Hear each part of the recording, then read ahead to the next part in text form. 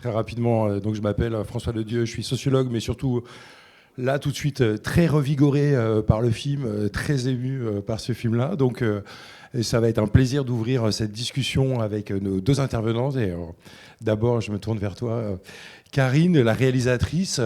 Merci pour ce beau film. On a hâte d'en parler avec toi.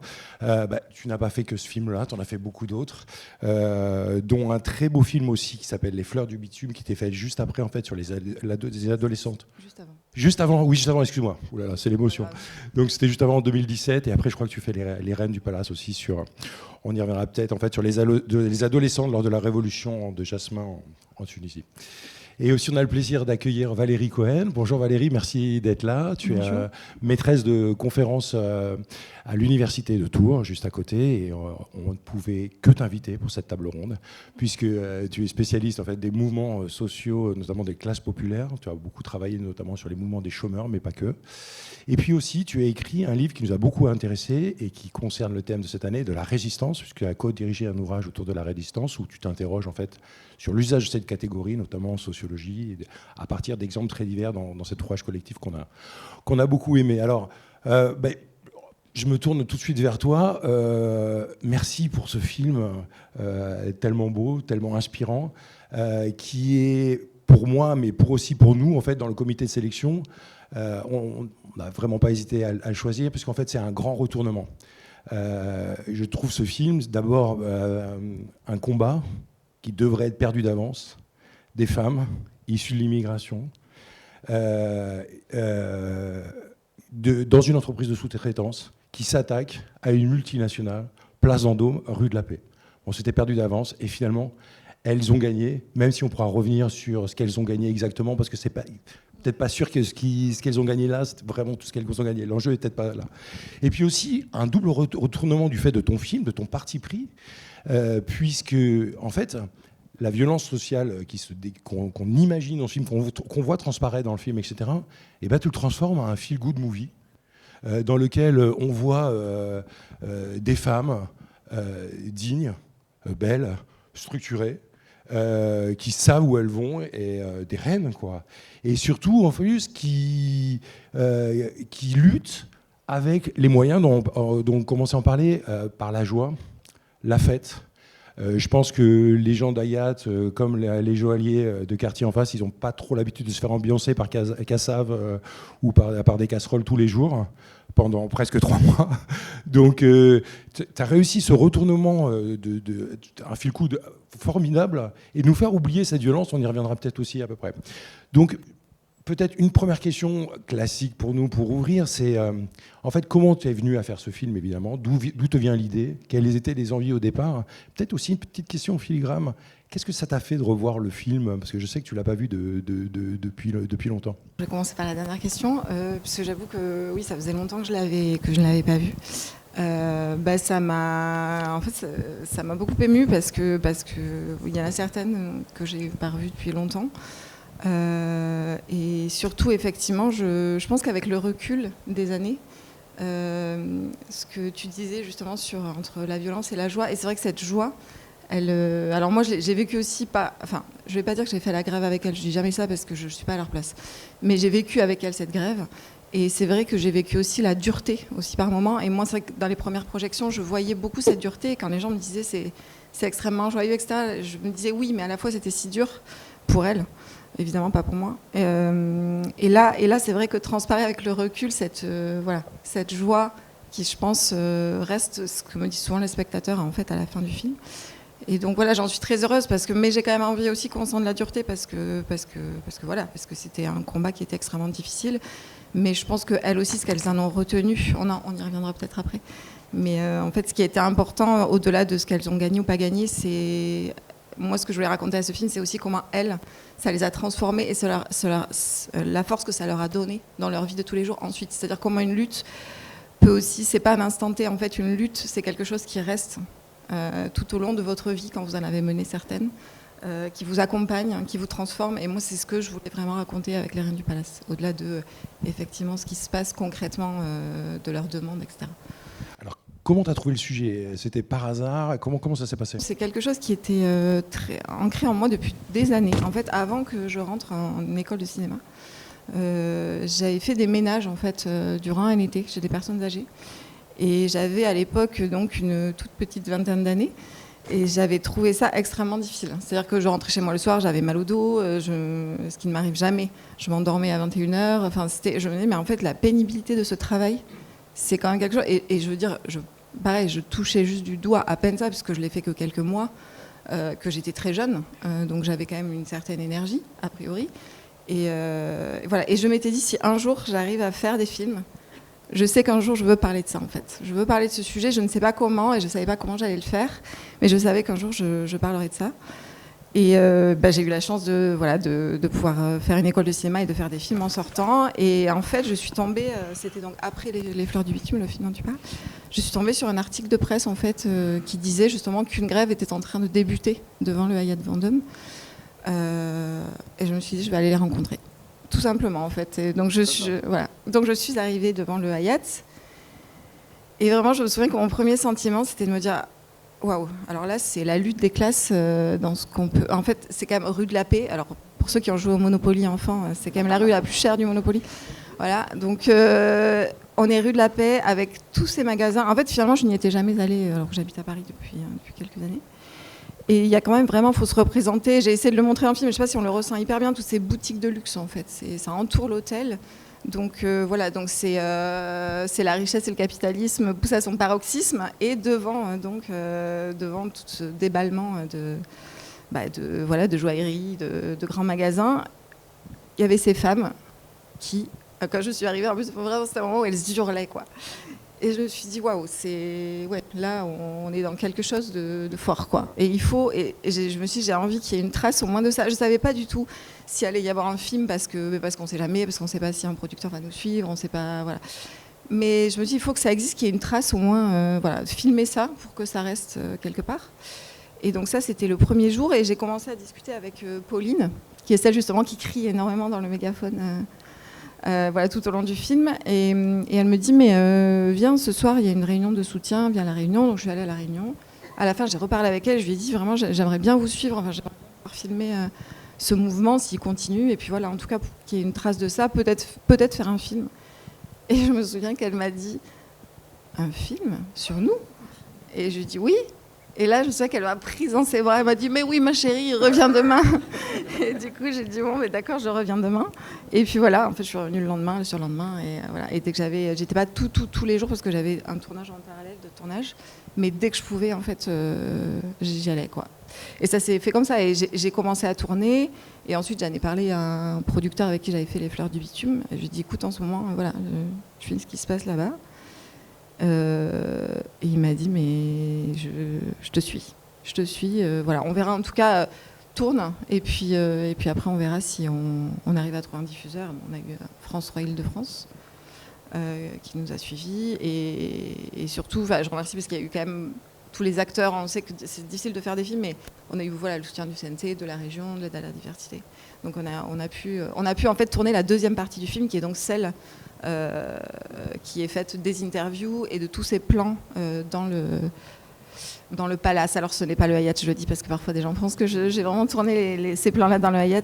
On en reparlera peut-être, mais donc c'est des plans pour moi qui sont des plans rêvés, symboliques. Donc ce n'est pas dans le Hayat évidemment, qui ne m'aurait jamais laissé faire ça, je pense. Donc j'ai même pas demandé en fait. Voilà. Bon, tu peux pas t'arrêter en si bon chemin. Il faut que tu nous dises plus sur les secrets de fabrication. C'est-à-dire qu'on partageait un peu cette idée-là de dire quelles étaient tes intentions, parce qu'on voit que tu as été immergé totalement pendant 3 mois quand même avec elle, puisque tu as suivi le processus. Donc là, tu viens de nous dire en fait que tu l'as fait un peu entre 2 tournages, etc. Donc comment ça s'est passé?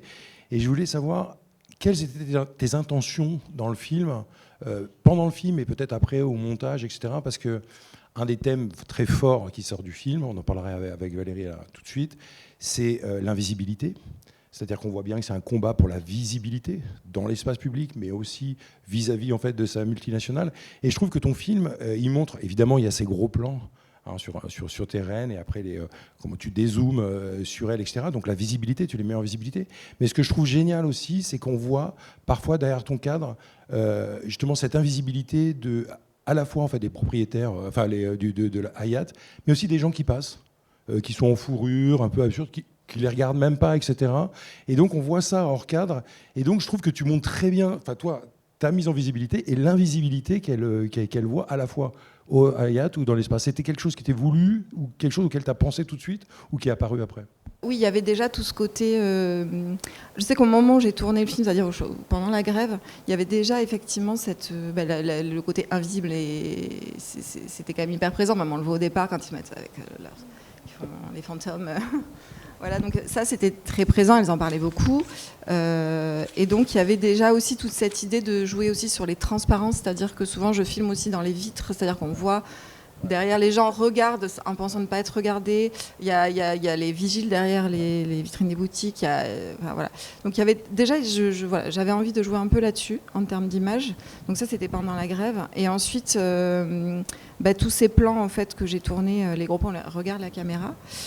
Ça, c'était vraiment pour moi la notion de. En fait, c'était recréer un espace, parce que pour moi, c'est aussi un film sur les espaces. Alors le film que j'avais fait avant, justement, Les Fleurs du Bitume, parlait de ça. C'était comment on réinvestit l'espace public. Et là, c'était voilà, elles investissaient du coup une rue où normalement elles ne sont jamais vues. C'est aussi pour moi le fait qu'elles ne sont jamais vues aussi, c'est-à-dire leur travail consiste à ne pas être vues, c'est-à-dire c'est ce qu'on raconte Nora, c'est-à-dire aucune trace, on ne laisse aucune trace, il ne faut jamais qu'on nous voit. Donc en fait elles font, c'est un travail de l'invisible vraiment.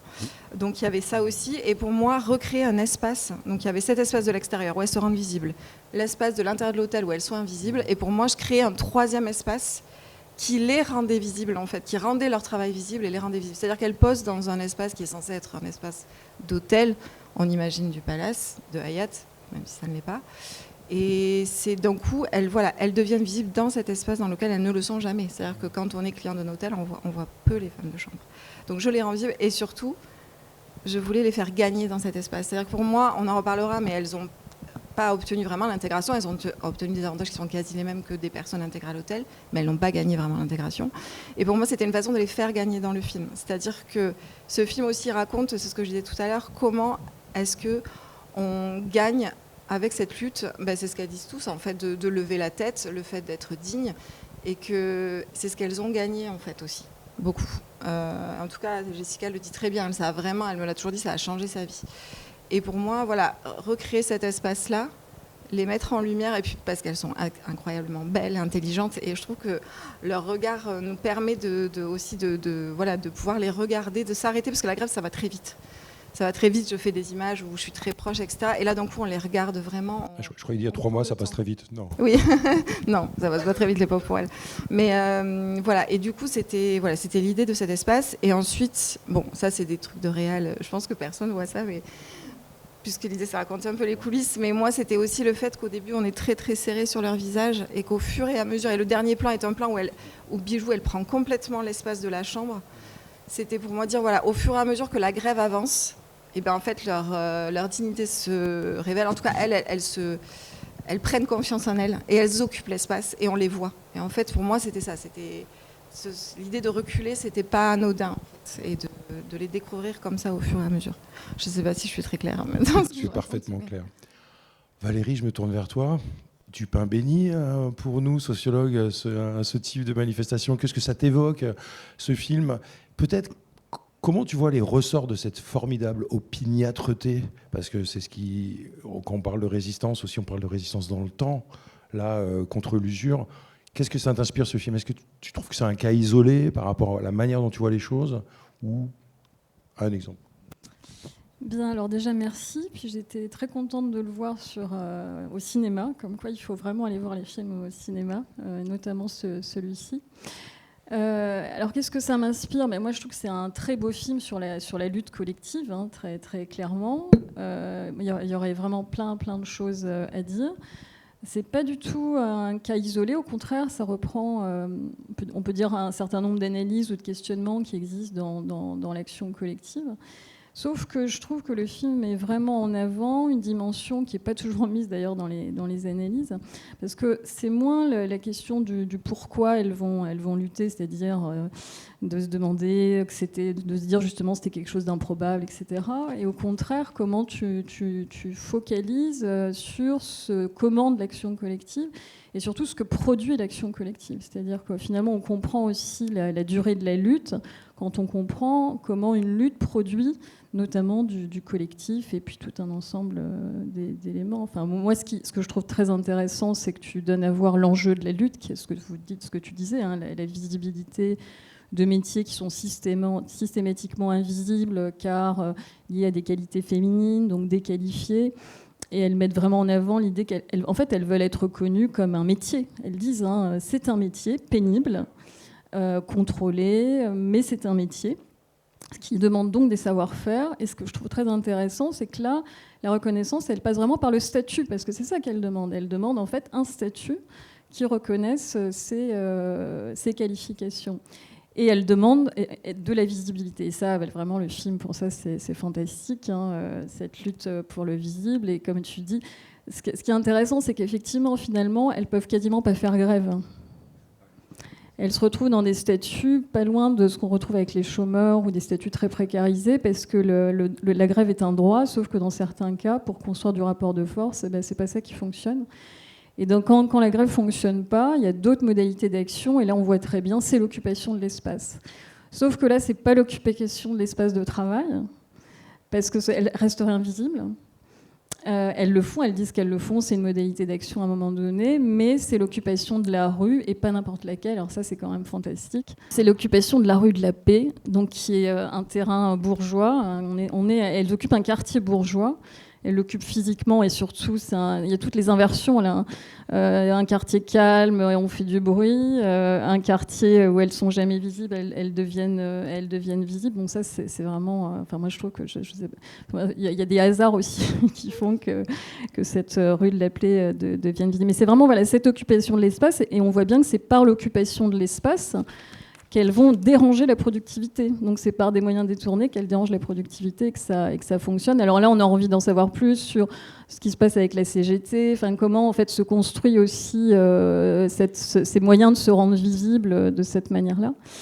Voilà, moi il y aurait plein de choses à dire. Et puis sur le fait qu'on tient, et on tient parce que produit la lutte, et notamment par le collectif. Hein, je crois que là, tu montres très bien dans le film ce que ça veut dire un collectif de lutte, quand tout est fait pour justement défaire ce collectif, le menacer. Il y a plein d'éléments, parce que les riches sont puissants, hein, pour individualiser, et comment elles arrivent à tenir ça. Et là, je crois quand même il faut mettre en avant le fait qu'il s'agit de femmes sur lesquelles... Dans les luttes, quand c'est pas des luttes de femmes, les femmes sont souvent en soutien. Hein. C'est elles qui vont être aussi très très fortement productrices de liens, ou quand les luttes sont mixtes. Et là, on voit vraiment en quoi que ce soit le fait que ce soit aussi des femmes, tout ce qui se passe au niveau du repas, de cette convivialité, et puis la joie. Enfin, il faut bien dire que dans les luttes collectives, c'est dur, mais c'est la joie qui fait tenir. Donc, il y a une collègue qui est pas là aujourd'hui, qui s'appelle Delphine Cortel, qui est à Tours, qui a travaillé sur la politique de la joie. Et je trouve que là, très clairement, on le voit, la joie, c'est politique. Et c'est un ressort très très fort de l'action collective, et qui est d'autant plus là, mis en avant que ce sont effectivement des femmes. Et on aura envie de savoir, tous ces hommes qui sont finalement là dans l'ombre dans le film, alors que d'habitude, ils sont plutôt au centre, les hommes. On a envie de savoir quel a été ton choix par rapport à ce point de vue-là, par exemple. En fait, les hommes qui sont, à part deux, ce sont en fait ce que j'explique dans les cartons au début, c'est que donc il y a les femmes de chambre qui sont mises en grève, mais il y a aussi des gens qui étaient déjà intégrés à l'hôtel, et notamment les hommes en fait.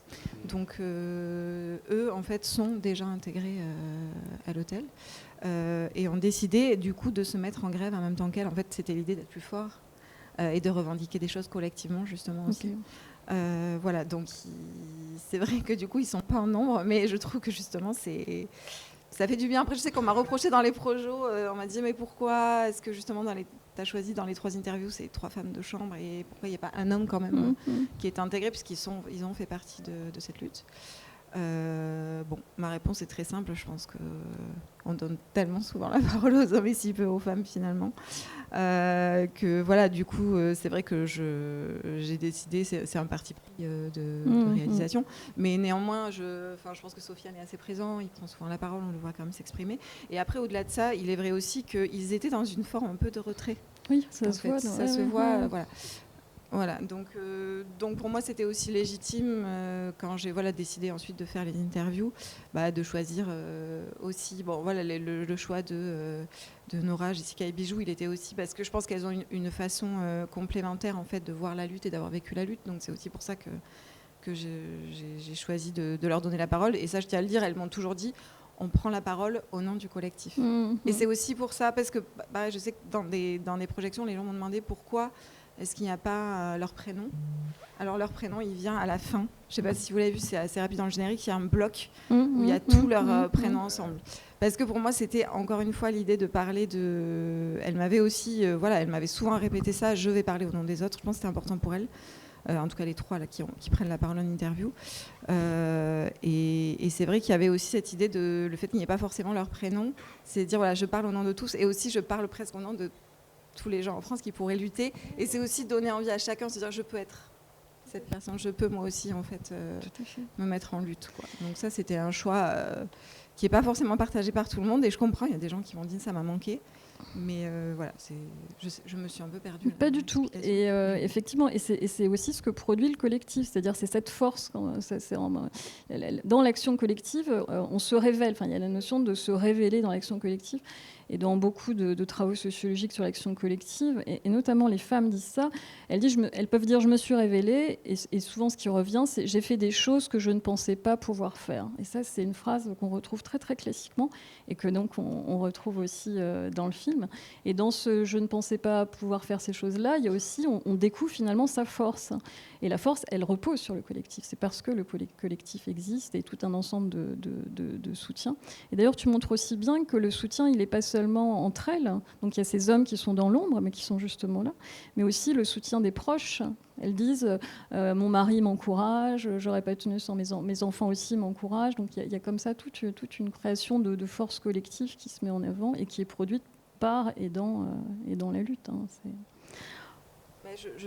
D'ailleurs, à ce titre-là, je pense que Jessica est vraiment peut-être celle qui incarne ça le mieux. Et pour l'anecdote, c'est quelqu'un que j'avais pas forcément vu au début de la grève, en fait. Et le moment, en fait, où elle s'est révélée, parce qu'elle dit elle-même, c'est quelqu'un qui à la base, je pense, est très timide, assez réservé. Et à un moment, elle s'est levée. La scène y est, en fait, dans une réunion, elle s'est levée, elle a dit non, mais en fait, on va pas se laisser faire. Et je me suis dit, mais tiens, je l'avais pas remarqué. Elle-même, après, quand on en avait parlé à l'intérieur, elle m'a dit, mais même moi, je me suis surprise, en fait. Les premières fois où j'ai pris la parole, je me suis levée. Parce que je pense qu'elle était tellement indignée aussi par le traitement, le mépris, en fait, qui était quand même celui de la direction, de jamais, en fait, vouloir communiquer avec eux directement, ou alors c'était via la CGT. Je pense qu'elle s'est révélée aussi dans sa colère, en fait. Et ça, j'ai trouvé que c'était fort. Et elle, c'est vraiment quelqu'un qui m'a dit, ouais, ça a changé ma vie, ça m'a transformée, ça m'a révélée. Et vraiment, moi, c'était mon postulat pour le film. C'était encore une fois, c'était vraiment de montrer ça, en fait, comment le collectif aussi nous porte. C'est-à-dire, je pense qu'elle a osé aussi parce qu'elle savait qu'il y avait ses collègues autour d'elle. Comment la lutte vous transforme et comment on garde en fait en soi cette force que nous donnent ces moments de lutte. En fait. Et ça, il me semble que ça aussi, c'est très important sur la question de la portée d'une action collective. Parce que souvent, on peut arrêter l'analyse de la portée sur la question purement est-ce que les revendications ont fonctionné, à quoi servent finalement les luttes, etc. Mais là, on voit bien qu'il n'y a pas que des éléments matériels, il y a d'autres éléments qui transforment effectivement sur le long terme les gens. Mais je pense qu'il ne faut pas opposer les deux parce que peut-être quand on regarde le film, le premier jour où il y a la première négociation, au bout du 45e, 47e jour, où on peut sortir de là en disant bon là c'est complètement l'échec. Mais en fait, rien que le fait d'être reconnu, c'est-à-dire en fait rien que le fait d'être sur la table des négociations, c'est déjà une victoire. C'est-à-dire il faut aussi mesurer des formes de reconnaissance qui ne sont pas forcément ce qui est voulu dans les revendications, mais c'est déjà des étapes et c'est ce qui permet de tenir d'ailleurs dans la lutte, quoi. Bien sûr. Après, je trouve que ce qui est assez fou, c'est à quel point elles ont dû lutter pour y être à la table Bien des sûr, négociations. bien sûr. Enfin, moi, ça, j'avoue que moi, personnellement, j'ai trouvé ça incroyable. Tiens, on se dit à un moment, bon, bah, en fait, il faut... Ouais, c'était assez fou. Tout à fait. Bon, écoutez, moi je sens la salle là, prête à rugir, donc on va leur passer me fait la parole tout de suite. C'était vraiment super, très très émouvant. Alors, on voit qu'il y a les syndicats dans cette lutte, mais je ne sais pas si c'est un peu un choix de les avoir un peu laissés en arrière ou pas. Mais donc, il y a des travaux actuellement en cours, donc du coup la thèse de Timothée Hébert à l'université Gustave Eiffel qui parle justement de l'enjeu des syndicats d'attirer ce genre de travailleurs et de travailleuses vers les syndicats. Et du coup, ma question portait un peu sur ça. Quel est le rôle de la CGT au sein de cette lutte ? On comprend que c'est Nora, du coup, qui est déléguée syndicale. Donc, voilà, c'est quoi un peu qu'est-ce qu'ils viennent faire, le syndicat, dans cette lutte ? Qu'est-ce qu'ils apportent comme soutien ? Ou au contraire, on voit qu'à un moment, le Hayat a l'air de vouloir discuter qu'avec le syndicat, justement, pour déposséder un peu les travailleurs et les travailleuses de cette lutte-là. Donc, voilà, un peu cette tension entre... que viennent faire les syndicats. Est-ce que ce qui est important dans cette lutte-là, c'est que justement, ils se défendent du syndicat pour incarner eux-mêmes la lutte ? Voilà. Elle part un peu dans tous les sens, ma question. Je suis un peu désolé. J'ai tendance à... Ouais, moi aussi à partir dans tous les sens. Donc vraiment, ne t'excuse pas. Non, alors pour ce qui est de moi dans le film, effectivement, tu le disais, mais c'est un peu comme les hommes, j'ai décidé de ne pas en parler. En fait, de les mettre un peu de côté parce que pour moi, voilà, je voulais que les reines prennent toute la place. Et bon, il faut aussi se dire que nous, on a des contraintes, c'est-à-dire, là, vous avez vu un film de 64 minutes, mais la version France 3, c'était 52, donc on ne peut pas tout raconter. Déjà, il y a ça, on ne peut pas tout raconter en 52 minutes. Donc, je voulais vraiment faire le focus sur elle et encore une fois sur comment ça les avait transformées, qui était mon postulat de départ. Après, bien sûr, les syndicats font partie de cette lutte intégrante. Moi, quand je suis arrivée, ils étaient déjà là. Je pense que leur rôle, mais après, je ne suis pas spécialiste de la question, et je pense que je les ai aussi écartés parce qu'il faut... Enfin, j'ai pas trop envie d'en parler parce que je veux pas dire de bêtises, mais je sais qu'il y a eu aussi un peu des conflits de positionnement. Je pense que Nora l'explique très bien, c'est-à-dire qu'elle dit « Ok, on a été accompagné par la CGT parce que je pense qu'ils ont besoin aussi d'un syndicat pour pouvoir négocier. Mais comme elle le dit, en fait, nous, on se sent assez fort et on sait qu'on peut négocier nous-mêmes. C'est-à-dire que c'est quand même... Il y avait déjà eu, en fait, une lutte. Elle en parle un petit peu à un moment, je ne sais pas si vous vous souvenez, quand elle parle du fait qu'ils mangeaient, on leur demandait de manger dans le parking.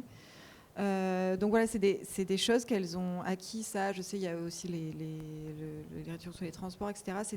Et c'est pour ça, quand elles parlent de leurs acquis, perdre leurs acquis, c'est toutes ces petites choses qu'elles ont négociées avec la direction, enfin qui ne sont pas des petites choses d'ailleurs, elles sont des grandes choses, mais importantes en tout cas dans leur quotidien et qui ont été négociées au fur et à mesure.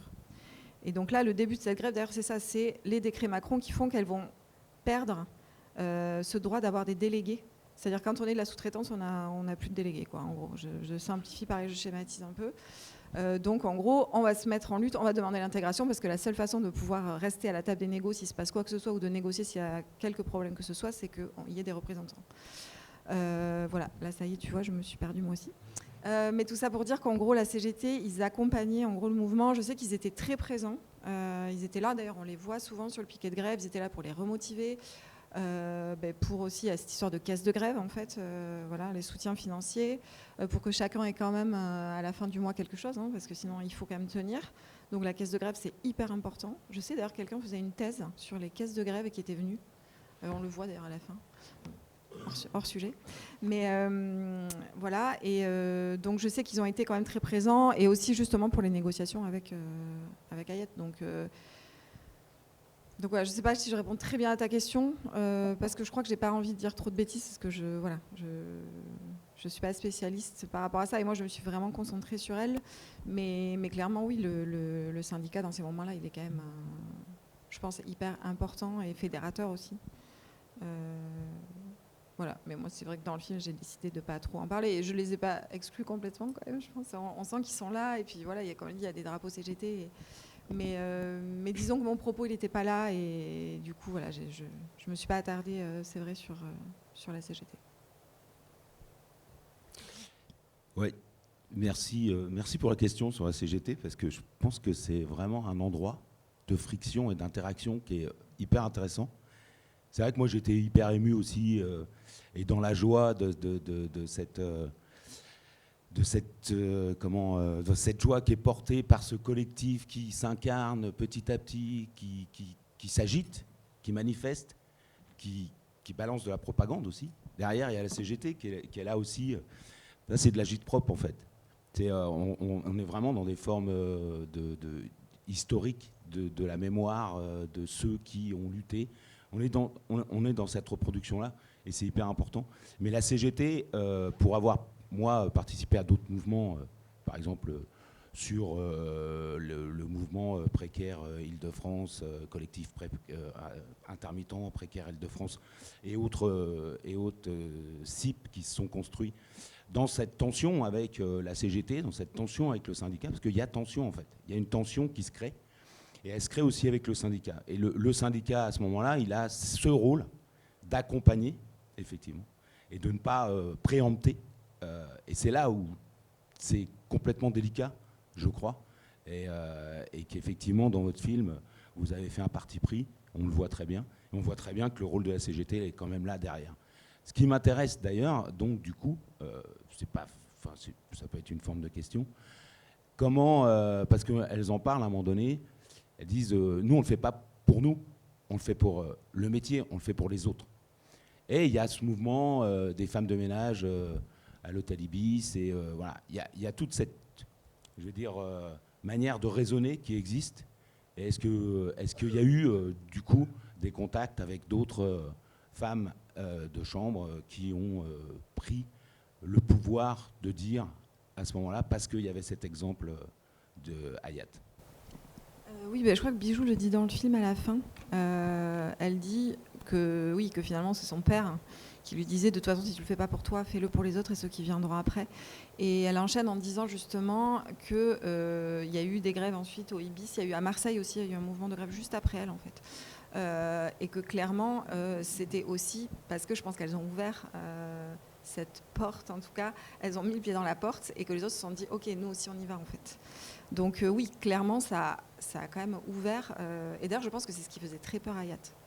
C'est-à-dire de se dire, ok, en fait, si on commence à les intégrer, c'est voilà, ça va être les mêmes demandes partout. Et en fait, et c'est pour ça, je pense qu'ils n'ont pas cédé, puisqu'en fait, eux, ils sont dans une politique clairement d'externaliser au maximum, de plus en plus, en fait, ils vont vers ça. Donc aucun intérêt à clairement pour eux les intégrer, puisque c'est vraiment leur politique d'aller dans l'autre sens, quoi. Et je pense que c'était aussi effectivement un signal pour les autres hôtels, effectivement, si elles avaient été intégrées. Donc voilà. Et à la fois, ça a été un signal pour les autres de se dire, en fait, ok, on peut quand même obtenir des choses, même si elles n'ont pas obtenu l'intégration, ils ont quand même fini quelque part par plier. Mais bon, là après, on en reparlera peut-être après. C'est ce que je dis à la fin, c'est qu'en fait, elles ont obtenu les avantages des gens qui sont intégrés dans l'hôtel, mais finalement, moi, ce que je trouve extrêmement dur, en fait, quand même dans la réponse qui a été donnée, et c'est ce qu'on disait tout à l'heure, c'est que le symbole, c'est-à-dire symboliquement, c'est leur dire, en fait, vous ne ferez jamais partie de cet hôtel. C'est-à-dire, ok, on vous donne ce que vous voulez, mais en fait, l'intégration, non. Et c'est-à-dire cette reconnaissance qui est la reconnaissance d'une entreprise envers ses salariés, même de la société, c'est non. Donc ça, moi, je trouve que c'est d'une violence extrême, en fait. Donc c'est pour ça que oui, il y a un côté feel-good movie dans ce film, et à la fois, je trouve que la réponse de la direction, elle est extrêmement violente et dure, quoi. Voilà, je sais pas, je me suis un peu éloignée peut-être de ta question, mais voilà. Oui, merci beaucoup. Et justement, je voudrais rebondir sur cette question d'intégration. Elles disent aussi que tous les palaces ont déjà, ont leur personnel intégré, à l'exception de ce Hyatt Vendôme, y compris le Hyatt de la Porte Maillot.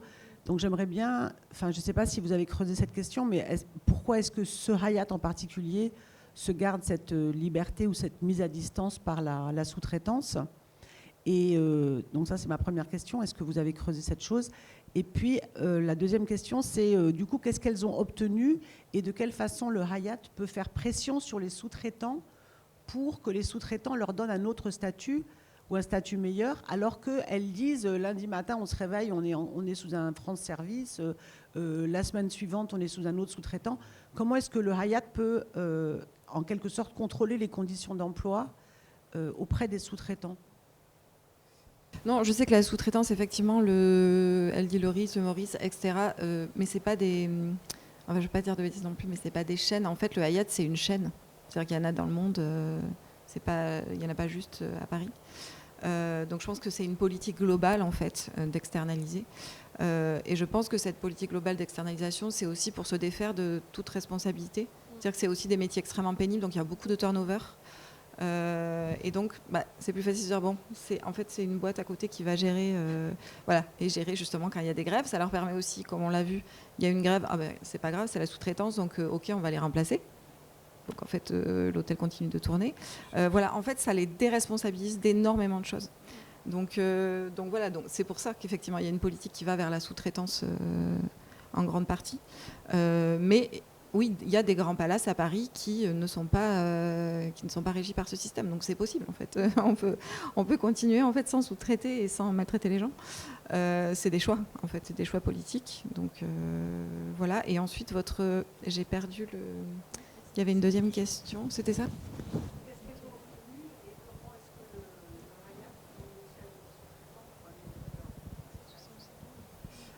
Ça, je pense pas qu'ils ont envie de négocier pour améliorer leur statut. C'est ça le problème. Mais ce qu'elles ont obtenu, du coup, oui, c'est un peu ce qu'elles demandaient au départ, en fait. C'est-à-dire, les personnes intégrées qui ont eu une augmentation, elles, en fait, c'est des histoires aussi beaucoup de cadence de travail. Ça, pareil, j'en parle pas beaucoup dans le film, mais c'est vraiment le fait aujourd'hui de devoir nettoyer les chambres en un temps record, en fait. Ça, par exemple, d'avoir des cadences qui soient moins fortes. Elles ont pu conserver, c'est ce qu'elles expliquent, leur délégué du personnel. En fait, c'était ça leur revendication principale. C'était se dire, c'est ce que je disais tout à l'heure, s'il y a le moins de problèmes, on n'est plus représenté. C'était ça le risque qu'elles avaient. Et ça, elles ont obtenu de les garder, en fait. Donc c'était quand même vraiment la plus grande des la revendication la plus importante. Parce qu'elles se sont dit, en fait, si on perd ça là, vraiment... déjà que c'est l'esclavage, alors là c'est vraiment, en plus on peut même pas se défendre, même pas défendre nos collègues, quoi. Donc elles ont, c'est ce qu'elles ont gagné principalement, c'était l'augmentation pour les personnes internes, elles avoir toujours des délégués du personnel, l'histoire des cadences de travail. Il faudrait que je me replonge dans, excusez-moi, c'est un peu loin aussi dans ma mémoire parce que c'était en 2018, mais voilà. Non, je sais pas, c'est compliqué parce qu'il faudrait avoir deux cas plus prononcés, mais en fait dans la sous-traitance, l'employeur c'est pas Hyatt, ça. Donc elles sont employées par des boîtes de sous-traitance. Donc toutes les difficultés, c'est comment construire de l'action collective quand finalement on travaille pour un client. Enfin, on a un employeur, mais elle s'adresse au client qui est Hyatt. Enfin, c'est ça qu'on comprend. Et donc, dans ces luttes, elle transforme des modalités d'action en essayant de faire peser, en fait, en essayant de faire peser quelque chose sur le client pour ensuite pouvoir négocier avec la boîte de sous-traitance. Donc, c'est un triangle comme ça qui s'opère. Mais ce qu'on comprend, moi, je trouve que ce qu'elle donne à voir aussi, surtout, c'est que finalement, il y a moyen quand même de se mobiliser et de faire pression en disant, certes, on peut finalement demander l'intégration à Hyatt, bon, visiblement ça va coincer durablement, mais par ailleurs, elles font savoir qu'on ne pourra pas faire sans elles, c'est-à-dire que si elles continuent, elles peuvent effectivement revendiquer un certain nombre de choses, même en étant en position, en étant sous-traitées, mais pas le statut salarié. Voilà, c'est ça, ça coince. En tout cas. D'ailleurs, la petite anecdote, elles ont donc été remplacées dès le début de la grève. Et je sais que ce qui s'est passé aussi, c'est que apparemment les clients se plaignaient parce qu'il y avait des problèmes dans les chambres, en fait. Mais parce qu'en fait, le savoir-faire, ce dont parle Nora, c'est-à-dire il faut vraiment dans un palace que tout soit impeccable. Voilà le style dans le lavabo. Incroyable anecdote. En fait, là, du coup, comme elles ont été remplacées par d'autres personnes, la sous-traitante qui n'étaient pas forcément formées à l'exigence en fait de nettoyage d'un palace, ça a coincé. Donc beaucoup de clients se plaignaient. Donc il y avait aussi, je pense que là c'était fort parce qu'elles ont montré aussi, ok, en fait, voilà notre travail, comme dit Nora, notre travail est important et la qualité de leur travail en fait. Elles sont hyper exigeantes avec elles-mêmes, et encore une fois, moi pour l'avoir si peu expérimenté, c'est tellement difficile physiquement. C'est hyper difficile. Je pense que tant qu'on ne l'a pas fait, on a du mal à s'en rendre compte. Mais Et puis elles ont plus 20 ans pour la plupart, donc c'est aussi ce qu'elles ont quelque part, le fait qu'ils les aient remplacées, ils ont un peu été piégés. Et ça, j'ai trouvé que c'était chouette. Mais juste, pardon, donc c'est la boîte de sous-traitance, par exemple, qui fixe les salaires. Ouais. Et parce que j'avais entendu, je sais, à Sciences Po, il y a aussi eu un mouvement. Je ne sais pas si vous avez entendu. Il y a récemment des femmes de chambre aussi. Ouais. Parce que ce que faisait Sciences Po pour montrer que c'est pas que les palaces aussi, ça dans d'autres endroits. Et en plus public, mais qui du coup régulièrement, peut-être pas tous les ans, mais faisait aussi jouer une sorte de compétition entre des boîtes de sous-traitance qui disaient mais nous on peut les payer encore moins cher, nos femmes de chambre et donc ça crée ça aussi en fait. Mais parce que là la boîte de sous-traitance on la voit pas du tout dans le documentaire par exemple, ça c'est aussi un choix. Bah non, pareil, c'était un peu. Ils sont invisibles. En fait, encore aussi. une fois, je m'en excuse parce que je sais qu'on me demande souvent dans les projections, mais c'était encore une fois un choix, c'est-à-dire que je pouvais pas, voilà, je pouvais pas. On m'a souvent dit aussi pourquoi vous donnez pas la parole à Hayat, mais en fait, c'est l'idée justement, c'est un peu ce qui fait la différence aussi entre un reportage et un documentaire. C'est-à-dire qu'un documentaire, étrangement, contrairement à ce que les gens pensent, c'est un point de vue subjectif sur une réalité. Et moi, j'assume le fait que c'est mon regard sur effectivement ce qui s'est passé. Et voilà, et justement, je voulais pas leur donner la parole à Hayat. Je voulais que ce soit elle qui ait la parole pour une fois. Non, c'est pas du tout un reproche, c'est plutôt par rapport à la table ronde, à la discussion. Moi, je trouve le film formidable, bouleversant, drôle. C'est pas un reproche, mais juste pour expliquer pourquoi parfois, effectivement, j'aurais pu parler de ça. Et je pense qu'il y a des documentaires qui le font aussi très bien, de parler de la sous-traitance. Mais voilà, c'est vrai que c'était pas l'idée, et du coup, je leur ai pas donné la parole, comme j'ai pas donné la parole non plus à Hayat, mais ils étaient là aux tables des négociations, évidemment, puisque c'est eux qui sont principalement concernés, en fait.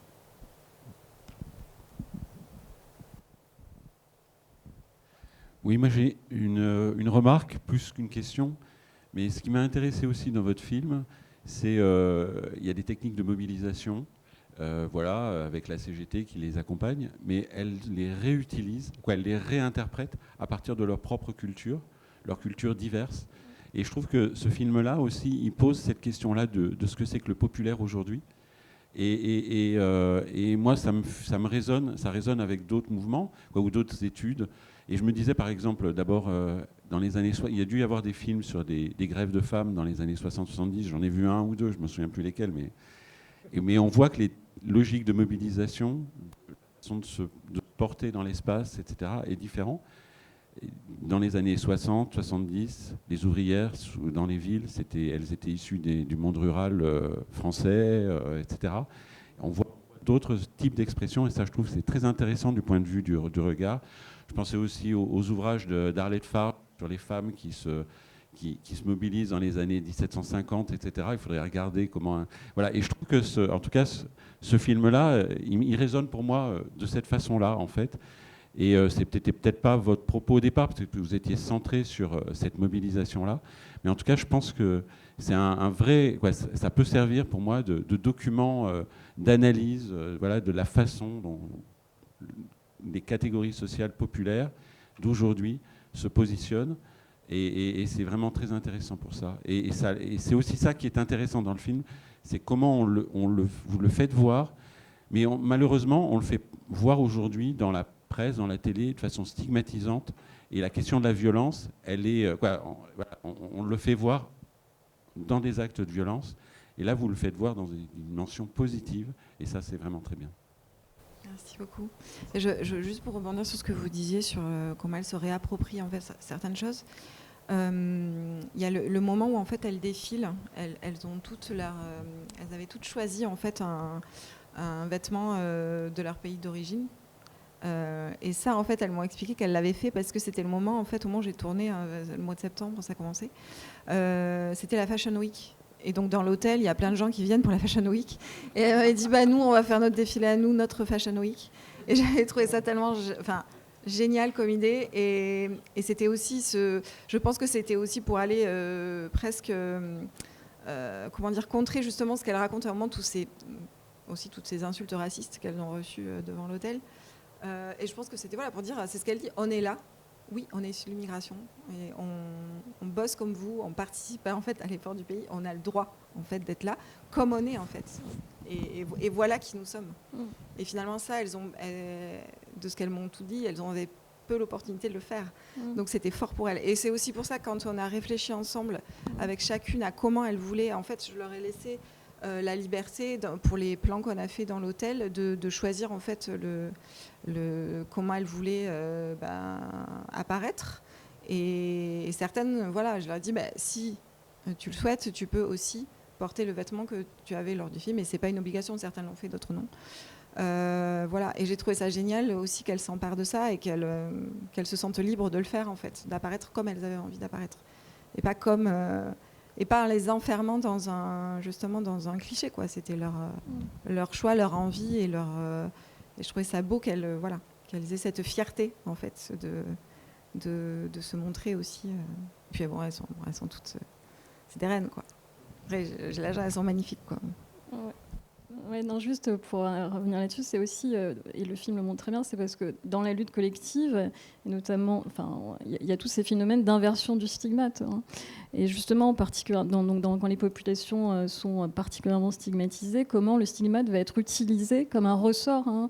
Et c'est là qu'on a tous les phénomènes d'inversion. Donc d'habitude, ce qu'elles cachent, ce qu'elles ne peuvent pas mettre en avant, et notamment leur manière de s'habiller, etc., leur manière de parler, de chanter, et bien là, ça devient un élément très actif en fait pour construire et c'est pour ça qu'il y a inversion du stigmate. On est faible, on devient fort, on est dominé, on devient dominant à un moment donné. Enfin, on dit voilà, nous c'est nous. Je sais plus ce qu'elle dit à un moment donné. C'est nous qui sommes des fortes, c'est nous qui voilà on est chez le racisme. Voilà, tout est comme ça. Surtout qu'à l'hôtel, elles me l'ont aussi souvent raconté, mais il y a quand même c'est très rigide en termes de tenue, c'est-à-dire qu'il faut.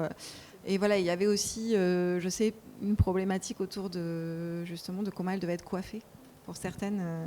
Et voilà, bon, ça crée des tensions. Oui, il faut qu'on s'arrête. Non, pas du tout. Au contraire. Non, je voulais, juste avant de passer la parole, et je trouve, pour aller dans votre sens, je trouve que c'est aussi un formidable film sur le mépris qui transparaît hors cadre, en fait, toute cette joie, toute cette noblesse que tu montres, mais en fait, il masque une espèce d'immense mépris, et Dieu sait si l'actualité n'est pas avare à ce titre-là, et comment le mépris sert de carburant aussi à tout ce que tu montres. Voilà. Oui, je vais me joindre aux compliments et vous redire merci. Aussi parce que vous créez une mémoire de ce qui s'est fait, et ça s'oubliera pas. Et c'est l'une des magies du documentaire. Merci aussi pour les médailles. Je pense aux cils en particulier. Parce que quand on imagine ce qu'est une suite et que le seul reproche, ce soit le cil, la fierté, elle est là. Donc, bon, vous avez travaillé un petit peu dans les ménages. J'espère que d'autres ont travaillé dans les hôpitaux pour les aides-soignants, etc. Parce qu'un regard pareil ferait beaucoup de bien. Je reviens également sur un truc qui est le fait de remettre en ligne un certain nombre de... Je pense en particulier au témoignage de cette femme qui dit « j'oserais même pas dire, j'ai même pas osé dire à mon père que je faisais femme de ménage » et qui, à la fin du film, son père a la fierté de lui dire, enfin, en tout cas, je sais pas si c'est la délicatesse ou autre, de lui dire « mais écoute, fais-le » et qu'elle retrouve cette fierté. Et donc, on se trimballe dans la société des images, mais on est aussi porteur de ces images. Et cette lutte-là, enfin, permet de remettre les choses dans l'ordre. Et vous, en nous permettant de le voir, ça nous fait du bien à tous. Et puis, ce qui pourrait... C'est une question, après j'arrête. C'est sur la triangulation entre les sous-traitants, les patrons, etc. À un moment donné, elles disent « stop l'hypocrisie ». Vous êtes ceux pour qui on bosse. On a bien compris que vous n'étiez pas nos employeurs, mais ça suffit. Je veux dire, vous pouvez regarder ça sur vos bilans comptables, etc. La réalité, c'est que c'est vous qui nous employez. C'est là aussi qu'il y a les savoir-faire, parce qu'on ne peut pas se remplacer comme ça. Donc, on va direct à l'essentiel. Voilà. Et ça, c'est quand même extrêmement fort. Et ça ne pouvait pas être la CGT ou quelques syndicats que ce soit qui le fassent. Il fallait que ce soit les gens sur le terrain qui disent « Bon, allez, maintenant, on va voir le patron, notre patron. » Merci. Merci à vous. Écoutez, on arrive aussi en fin de rencontre. Merci pour ces remarques. Si vous voulez un mot de la fin pour conclure. Non, mais je vous remercier parce que j'étais présente pour les projections d'hier et je trouve, je souhaite longue vie à ce festival. J'espère que la région vous aidera, que vous aurez plein de partenaires qui vous aideront parce que je trouve que le concept en fait de mettre en relation des chercheurs, des films, on a rarement en fait l'occasion de vivre ce genre de moment. Et je trouve que c'est très riche aussi pour la mise en perspective parce que nous on fait des films, comme je le dis, on a très peu de recul sur ce qu'on fait aussi. Et voilà, je trouve ça bien en fait d'avoir cette possibilité d'être dans une analyse un peu plus fine grâce à Valérie et grâce à toi. Enfin, voilà, je voulais juste en fait souligner le fait que c'était vraiment une initiative, une très belle initiative, et je suis très contente d'avoir été parmi vous. Je vous remercie. Merci. Merci beaucoup.